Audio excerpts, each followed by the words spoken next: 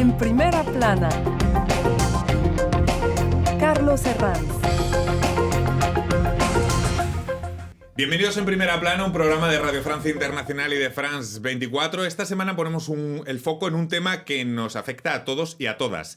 La humanidad está menguando, así lo dicen los estudios, y vamos a ver qué efectos tiene esto para todo el planeta. Hablamos de pensiones, hablamos de nuestras sociedades, hablamos de un montón de cosas. Para ello nos acompañan tres invitadas en este estudio, ya les presento. María Elvira Álvarez es docente investigadora en la Universidad Sergi Pontoise, especialista de historia del movimiento feminista en Bolivia y América Latina. Bienvenida. Gracias, Carlos. Paola Martínez Infantes, periodista independiente, bienvenida. Hola, Carlos, gracias por la invitación. Y Rosa Mestanza, doctorante en Sociología y Género, bienvenida. Gracias, Carlos. La humanidad menguante y sus efectos hoy en Primera Plana. La humanidad va a encoger. El 97% de los países entrará en crecimiento negativo para 2100. Varios estudios han analizado cómo el descalabro de la natalidad erosionará la población mundial. Los expertos advierten a los gobiernos de que hay que prepararse para los retos que supone vivir en un mundo más vacío. Piensen en el sistema de pensiones y en la mano de obra. Hoy hablaremos de cómo deben elaborarse las políticas de natalidad, pero también de las causas de este fenómeno y de los derechos reproductivos de la mujer. Ya no solo el derecho al aborto o la emancipación económica de la mujer, sino también la libertad individual de reivindicar no querer ser madre. Repasemos lo que dice la prensa. Cugega Internacional, un baby blues mundial. La población planetaria ha alcanzado un pico para caer a partir de ahora a un ritmo superior al previsto. Liberación, rearme demográfico, haciendo un juego de palabras con la intención del presidente Macron y el himno La Marsellesa. También aquí en Francia, el diario La Croix se pregunta por qué hay que relanzar la natalidad. Bueno, como les comentaba, para 2100, 97% de los países del mundo tendrá tasas de fertilidad tan bajas que no podrán mantener el tamaño de su población. Las muertes superarán los nacimientos y habrá cada vez menos personas en el mundo. Esto ya casi lo podemos considerar como una realidad. ¿Cuáles son los mayores cambios y retos que esta situación va a plantear a escala planetaria? Porque imaginamos en todos los ámbitos, en el económico, en el político, en el geopolítico, en el cultural, en el medioambiental. María Elvira. Bueno, hay muchos cambios. Evidentemente, el más evidente es el envejecimiento de la población, lo que implica que haya menos población activa en el mercado laboral, que pueda sostener un sistema de jubilaciones, que pueda sostener una tasa de crecimiento, que es un índice importante en el sistema capitalista en el que vivimos. Hay muchas consecuencias a las que se puede pensar. Paola, ¿cuáles son estas principales consecuencias? Porque a lo mejor nos aproximamos como principal consecuencia al final de un sistema, tal y como lo conocíamos. Puede ser una alternativa, pero también a mí lo que me hace un poco de ruido en esto es que estamos previendo cosas de aquí al 2100 y yo pienso que hoy día hay que pensar en cómo hacemos para vivir hoy día también. Y entre esas proyecciones también está pensar qué vamos a hacer más adelante.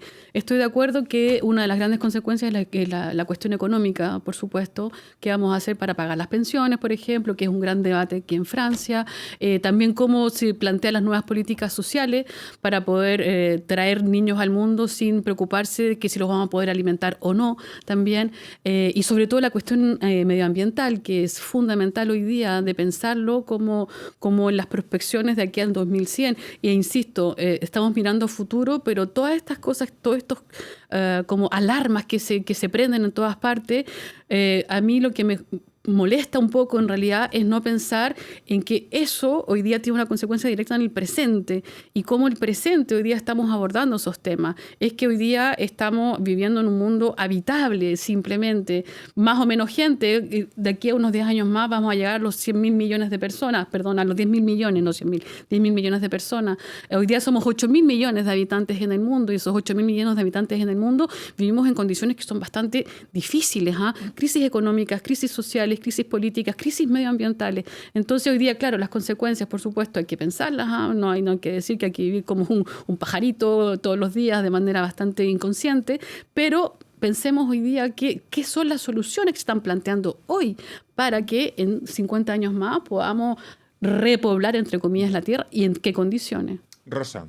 Bueno, para seguir sobre las consecuencias, hoy en día lo que yo estaba pensando desde otro ángulo es también la cuestión de las medidas coercitivas que puede tener como consecuencia en el cuerpo de las mujeres. El hecho de controlar la natalidad, ya sea políticas pronatalistas o antinatalistas, se sabe que al final quienes van a pagar el precio de esas políticas en sus cuerpos son las mujeres. Entonces, esa también es una consecuencia desde un punto de vista ya desde los derechos de las mujeres, ¿no? ¿Cómo va a afectar eso a sus derechos? Bueno, la tendencia es global, pero luego hablaremos de la cuestión de las mujeres más a fondo, pero el ritmo es distinto según la zona. En los países ricos, donde las tasas de fecundidad ya son muy bajas, no sé qué factores dirían, y a lo mejor está conectado con lo que hablamos de las mujeres, qué factores han influido en estas tasas tan bajas ya en los países del primer mundo. Bueno, diría que hay dos factores. Hay uno que es más ligado a temas de medio ambiente, del sistema económico y que afectan al cuerpo de las personas. Es decir, hay problemas de fertilidad hoy en día. Si tomamos el caso de Francia, 1 de 4 parejas no pueden tener hijos o tienen dificultades para tener hijos y tienen que acercarse a asistencia médica, etc. Y también hay un tema ya más social, que es de la decisión de tener menos hijos o de no tener hijos. Entonces creo que hay que tomar en cuenta una toma de conciencia. Toma de conciencia. Sí, creo que hay que tomar esos dos factores que explican la baja de la natalidad. Un factor ligado a la manera en la que vivimos y otro ligado a la manera en la que se percibe la crianza de los hijos, la maternidad, la paternidad, etc. Entonces... Y en este sentido, me gustaría preguntarles qué rol desempeña la migración en este panorama en los países desarrollados. No sé si estamos ante el final del llamado estado de bienestar, que solo la migración puede salvar, porque al mismo tiempo es también curioso y paradójico que la supervivencia de estos países dependa de una migración que condena a la derecha nacionalista y patriótica que está en auge en tantos países, por ejemplo, de la Europa occidental. Ahora. Por supuesto, es una contradicción total y absoluta, porque sabemos que, y no solamente, retomando lo que decía María Elvira, el tema también es mundial, ¿eh? Porque en Chile también, por ejemplo, hay una baja natalidad que es alarmante, según las cifras, 1,3 niños, siendo que la media es de 1,8, creo, en América Latina, o casi 2,1 también, ¿cierto?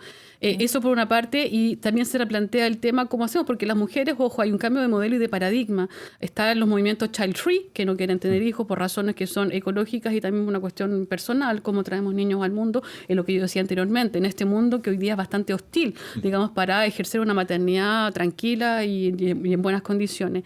Y por supuesto se plantea la gran problemática, que hoy día es una problemática también que es mundial, que es el tema de la inmigración. En los años 70, por ejemplo, en algunos países hubo bajas de natalidad y el tema se resolvió con la inmigración. Y hoy día hay que pensarlo también de una cuestión abierta y más global. La inmigración va a resolver y resuelve y resolvería muchos problemas en todo el mundo, contradiciendo justamente a estos discursos nauseabundos de nacionalismo y de encierro, en la cual el extranjero, digamos, sería un enemigo, siendo que el extranjero no es un enemigo, sino que bien podría favorecer toda la economía, porque le inyectan economía en los países, y también aportar también a la alta, si lo queremos, de natalidad en los países respectivos. Y eso, insisto, que es una dinámica global, no solamente sucede en el primer mundo, en Europa y en Occidente, sino también en los países de América Latina, a la excepción de los países africanos que todavía conservan una tasa de natalidad que es bastante elevada y que entre comillas, lo que se llama la tasa de reemplazo sería efectiva todavía. No sé qué implicación tiene la revolución feminista en todo este escenario, Rosa. No sé si podríamos decir que la reapropiación por parte de la mujer de su sexualidad y de su decisión reproductiva quizás sea, no sé si estoy exagerando, pero a mí no me lo parece, el mayor cambio de nuestra civilización. Claro, por supuesto. O sea, hay diferentes ángulos para verlo. Por un lado, es verdad que estamos en una época en la que la reapropiación del cuerpo de las mujeres es mucho más posible por ellas mismas, los derechos de las mujeres avanzan, pero también lo que me parece interesante es pensar qué mujeres acceden a esos derechos. Porque, por ejemplo, en el caso de Perú, para ir a un caso concreto, sí, para el caso usted de ha Perú, estudiado un montón. Sí, sobre, por ejemplo, las esterilizaciones que hubieron masivas y muchas forzadas que hubieron en Perú en los años 90. Antes de ayer, ¿eh? No estamos en... Sí, exactamente, hace muy poco tiempo. Al comienzo, cuando fue anunciado el Plan de Salud Reproductiva y Planificación Familiar por Fujimori, las organizaciones feministas apoyaron ese plan de salud reproductiva y planificación familiar, a pesar de que era una época de dictadura, etc. Entonces, al final, ¿quiénes han sido las mujeres que han sido afectadas por esas esterilizaciones? Mujeres campesinas, de zonas rurales, indígenas, quechohablantes. Lo mismo pasa actualmente, es decir, que al mismo tiempo que tenemos ese discurso del rearme demográfico y en una época en la que los derechos de las mujeres tienen mucha más audiencia, también se escucha hablar de las políticas migratorias y también, por ejemplo, en Francia, al mismo tiempo que Macron va a hablar de rearme demográfico, se va también a hablar de proponer esterilizaciones, ligaturas de trompas en Mayotte. Entonces, claro, evidentemente ahorita hay un auge de la revolución feminista, yo creo que es algo que tenemos que celebrar, pero hay que también tener cuidado en darse cuenta de qué mujeres pueden acceder a esos derechos y qué mujeres no. Claro, porque la pregunta quizás sea cómo encaja esa libertad apoyada en decisiones como la de no ser madre y reivindicarlo con la necesidad de rearme demográfico que se nos están diciendo constantemente desde muchos gobiernos de Occidente. ¿Cómo encajan esas dos realidades? Bueno, creo que hay que tener mucho cuidado con esta noción de rearme demográfico, que es una noción bastante violenta porque implica efectivamente que las mujeres deben ocuparse de tener hijos y además no solo de tener hijos, sino de que sean carne de cañón para enviarlos a la guerra. O sea, realmente esa noción es bastante peligrosa y recuerda un poco el discurso que tenían los gobiernos fascistas de los años 30 en Europa entre las dos guerras mundiales, de realmente esperar que las mujeres vuelvan a la esfera privada a ocuparse de los hijos y a tener hijos para tener una población que se pueda enviar a la guerra. Entonces creo que hay que tener mucho cuidado con esa noción y con estas políticas que quieren implantar los gobiernos no de obligar, pero de incitar a las mujeres a tener hijos. Y creo que lo principal que debería hacerse es pensar primero en los problemas de fertilidad, porque son clarísimos y están, o sea, se han probado con los médicos, etcétera, que los pesticidas, los perturbadores endocrinos, todos los productos industriales que consumimos y que nos rodean afectan las tasas de fertilidad. Entonces los gobiernos deberían pensar primero en eso. Y es impresionante, por ejemplo, que Macron hable de rearme demográfico y al mismo tiempo permita los pesticidas. Es una política completamente incoherente.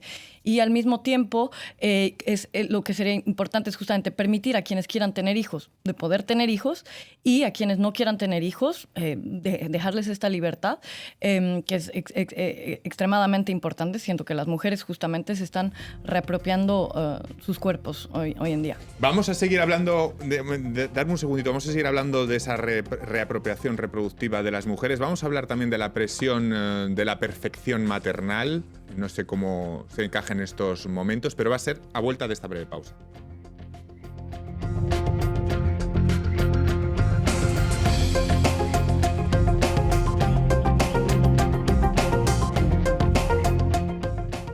RFI, la selección del mes. Marthe et Pilani Boubou.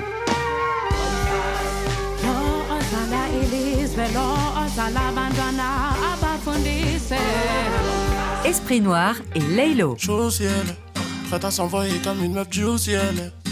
Sur le corner, je fais les hausses, tu connais. Kawasaki, 240 chevaux sous la Kawasaki. Y'a la petite qui m'appelle. J'viens d'encaisser ma paix. Fresh Boys and Bruce Africa.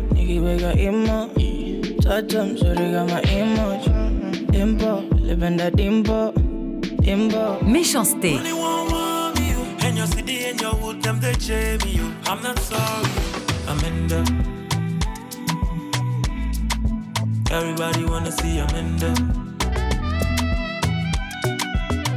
RFI.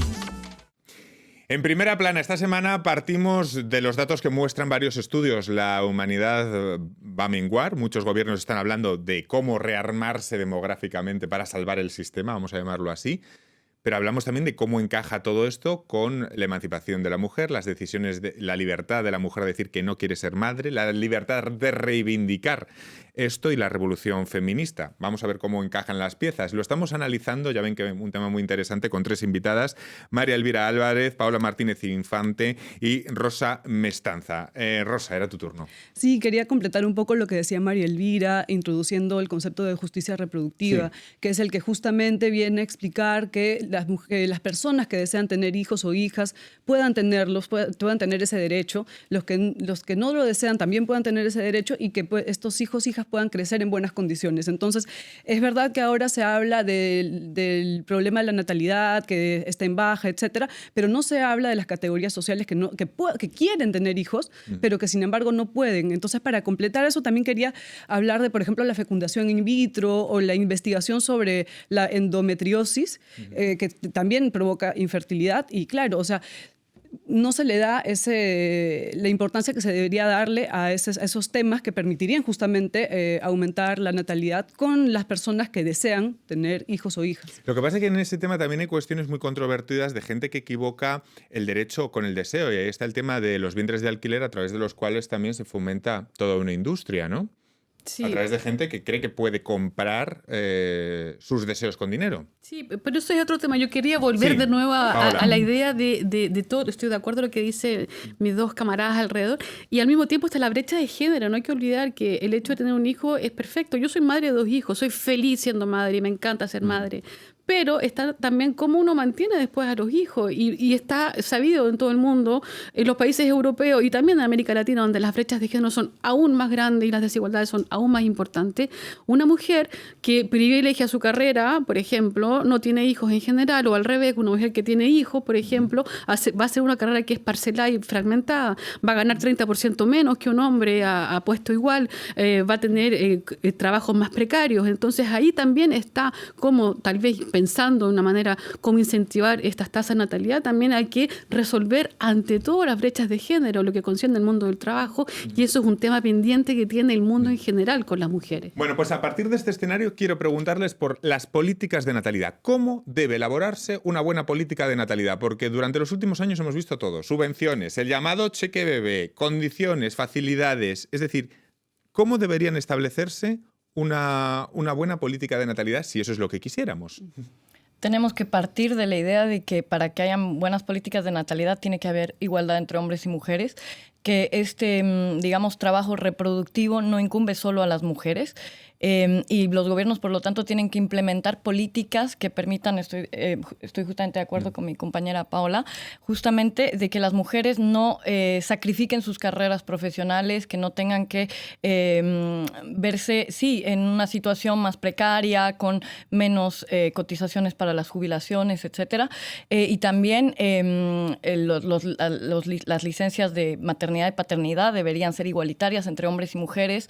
No es normal que una licencia de maternidad sea más larga para una mujer, porque ahí el Estado lo que está enviando como mensaje es decir que la maternidad incumbe solo a la mujer, los cuidados de los hijos incumben solo a la mujer, etcétera. Todo eso tiene que ser políticas que incentiven a los hombres a implicarse más en todo lo que es la crianza, el cuidado de los hijos, y también todo lo que es la carga mental, la carga emocional de lo que es la crianza de los hijos, etcétera. Entonces, mientras no hayan políticas de igualdad entre hombres y mujeres, las mujeres que ya están desidealizando la maternidad, etcétera, no van a querer lanzarse a tener hijos en las condiciones en las que la sociedad hoy en día nos impone a las mujeres tener hijos. Eso me hace recordar que, bueno, la filósofa Elisabeth Badinter, muy reconocida en Francia, acaba de sacar un libro sobre el tema, justo este tema, en el que se apela a que esas políticas vayan dirigidas a esfuerzos por parte de los hombres, que nos responsabilicemos nosotros de esas cargas emocionales que escapan a la igualdad sobre el papel de nuestros días. Porque cuando hablamos de políticas de natalidad, no sé si tienen la impresión que lo primero que se pone encima de la mesa es de nuevo la mujer, y normalmente gobernados por consejos de ministros donde hay una mayoría de hombres. Rosa. Sí, o sea, cuando uno habla de natalidad, siempre naturalmente se piensa en la mujer, cuando en realidad la procreación no es algo naturalmente femenino, sino que concierne a todo el mundo. Entonces, claro, y para solamente agregar un poco a lo que se estaba diciendo también, estoy totalmente de acuerdo con lo que dicen mis compañeras, y agregaría nada más que para que justamente las mujeres puedan salir de esa brecha de género, también se tienen que implementar políticas públicas, por ejemplo, con con respecto a la salud y la educación, las guarderías, o sea, eso también va a afectar a las mujeres, también las va a hacer dejar de lado sus carreras profesionales, etcétera. No sé si quieren Y añadir algo. justo Paola. terminar también decir y aceptar que estamos en el siglo XXI y que la mujer ya no se realiza enteramente a través de la maternidad. Hay otras cosas y otras aristas que hacen que una mujer sea íntegra, y no solamente tener hijos, pensarlo así también y aceptar efectivamente este nuevo cambio y cómo este modelo de la familia tradicional explotó, ya no funciona como era antes, ¿viste? La Bueno, es familia... que durante muchos años equiparar mujer realizada con madre ha sido uno de los pilares del sistema, ¿no? Incluso haceros sentir esa presión de que no os realizáis como mujeres, ¿no? Control natalidad igual control de la vida reproductiva, y cuando las mujeres finalmente asumen ese poder de decir yo no quiero que me sigan tratando como un conejillo de India y que sea yo quien va a poblar el mundo, etcétera, cuando ellas toman las decisiones efectivamente de tener el derecho de sus cuerpos, de hacer lo que quieran, gracias a leyes o no gracias a leyes, porque no en todas partes también las leyes están en acuerdo con eso es lo que molesta también, porque no olvidemos Sí. que el patriarcado, a pesar de que en algunos casos se ha ido un poco rompiendo, qué sé yo, todavía estamos viviendo en el ADN profundo de muchos países, tanto en Europa como en América Latina, un patriarcado que es latente y potente, que pone en juego justamente el control de las mujeres de ejercer el derecho de sus cuerpos. Por Sí. poner un ejemplo, ya que tenemos aquí 3 ejemplos distintos, en sus países, Bolivia, Chile, Perú, les pregunto, ¿a día de hoy hay una libertad más o menos adquirida o ganada, no sé, lo pueden evaluar, poner el cursor donde quieran, de expresar que una mujer no quiere ser madre sin sentir una presión social? ¿Cómo lo viven en sus países respectivos? Esa realidad de decir, no quiero ser madre. Malas miradas, hay presión social, le están cambiando las cosas. Podemos hacer una ronda en sus países. Yo diría que no hay realmente esta libertad, y no solo en Bolivia, en ningún lugar del mundo. Hay efectivamente una presión social, pero también políticas de los gobiernos que impiden a las mujeres tomar esta libertad. En Bolivia el derecho al aborto es bastante restringido, entonces una mujer que queda embarazada y que no quiere tener hijos, va a encontrarse con dificultades para poder abortar. Entonces, y evidentemente hay una presión social por parte de las familias, de los padres, de todo el entorno. Decir que una mujer que no quiere ser madre en muchos países todavía se añade ahí una presión de es sospechosa de algo. Sí, sí. Sí, y hay un Ahora. prejuicio muy fuerte al respecto también. O es una viejillo, una vieja, ¿cómo se dice? Una Solterona. joven, una solterona, ¿cierto? Que nadie la quiere, en fin, no sé qué, y todo el prejuicio que cae encima. Pero lo que encuentro muy interesante y al mismo tiempo muy alentador es que los movimientos feministas en América Latina han cambiado de alguna manera el discurso también imperante. Cierto que hay una presión social, como lo dice María Elvira, cierto que todavía está ese paradigma, insisto, de la familia tradicional y que la mujer está para procrear, existe como en los años 50 en el siglo pasado, pero hoy día los movimientos feministas y las jóvenes, ojo, las jóvenes de hoy día están súper empoderadas pensando en que hay otros modelos, insisto, de ejercer su feminidad, de ejercer su vida y desarrollarse íntegramente, no pasando por la maternidad, y hacer frente a las críticas, que las críticas siempre van a existir, sobre todo hoy día cuando hay una vuelta a unos nacionalismos, a unas políticas natalistas que hacen un poco pensar en los años 30 del siglo XX, ¿viste? Entonces, Es verdad que hay un despertar de muchas generaciones de chicas jóvenes, pero también cuidado porque hay movimientos neomachistas, ¿no? En jóvenes adolescentes, que eso también... Rosa.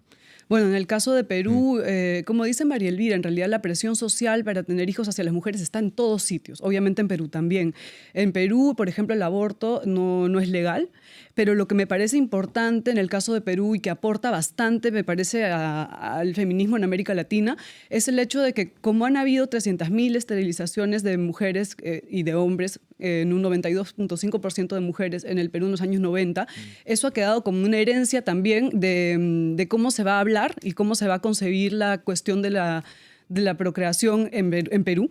Entonces los movimientos feministas actuales, sobre todo de las jóvenes feministas, va a articular permanentemente la cuestión de la lucha por un aborto legal, seguro y gratuito, con el derecho también a poder tener hijos si una lo desea. haciendo referencia justamente a las esterilizaciones forzadas que hubieron en Perú, con, por ejemplo, diciendo las marchas, somos las hijas de las campesinas que no pudieron esterilizar, y al mismo tiempo utilizar el pañuelo verde, que es el símbolo de la lucha por el aborto, que nació en Argentina con la marea verde, etc. Entonces me parece que, de verdad, el caso de Perú es muy interesante porque es uno de los pocos que realmente logra articular los derechos reproductivos de las mujeres desde todos los ángulos posibles. Otra de las grandes conquistas que me parece que se ha conseguido en este campo y por el que también se consigue progresar es la desidealización de la maternidad, ¿no? Que ya cada vez se da en más casos. Están rompiendo ese tabú a decir en un micrófono, en un grupo de amigos, oye, esto ha sido un horror. Esto me ha traído todo eso que antes parecía que te señalaban, ¿no? Si lo decías, que quedaba en la intimidad de una mujer. Y ahora cada vez más hay señoras que salen y dicen, perdona, esto ha sido horrible. Sí, exactamente. Hay realmente, creo hoy, a través y gracias a los movimientos feministas, una liberación de la palabra para hablar de una maternidad más realista, hablar de realmente qué es lo que conlleva la maternidad, términos de la vida diaria, de carga emocional, de carga mental para las mujeres. Y hay cada vez más mujeres, no son muchísimas, pero hay cada vez más mujeres que se atreven a hablar, a decir si yo hubiese podido reflexionar un poco más, no hubiese sido madre, o en realidad esto de la maternidad para mí es muy duro. Y esto lo interesante es que se da a través de jóvenes generaciones, pero también se da mucho en las redes sociales. Hoy en día todavía para decir eso, porque hay mucha gente que ¿a dónde va esta diciendo esa burrada? Y es muy interesante porque hay muchas mujeres que lo hacen a través de las redes sociales. Pienso, por ejemplo, bueno, para dar un ejemplo, en una influencer mexicana que se llama Luz Carreiro, B-Traveler, que es madre, que ha tenido a su hija, pero habla de manera ultra realista de lo que es la maternidad y lo que le pesa a la maternidad, lo que le cuesta a la maternidad. Y ella siempre dice, yo amo a mi hija, pero odio la maternidad, porque implica todo un peso y una carga emocional muy grande para las mujeres. Y hay esta liberación de la palabra que está efectivamente cambiando las mentalidades y permitiendo que las mujeres puedan plantearse si querer ser madres o no, plantearse si quieren implicarse en todo ese trabajo que implica la maternidad, y efectivamente eso es algo, pienso yo, en lo que no se va a poder volver atrás. Pues me quedo sin tiempo para más. Ha sido muy interesante charlar en este programa con ustedes. La verdad ha sido muy esclarecedor. Muchísimas gracias, María Elvira Álvarez, Rosa Mestanza y Paola Martínez Infante. Y a todos ustedes les esperamos en Primera Plana la próxima semana. Muchas gracias.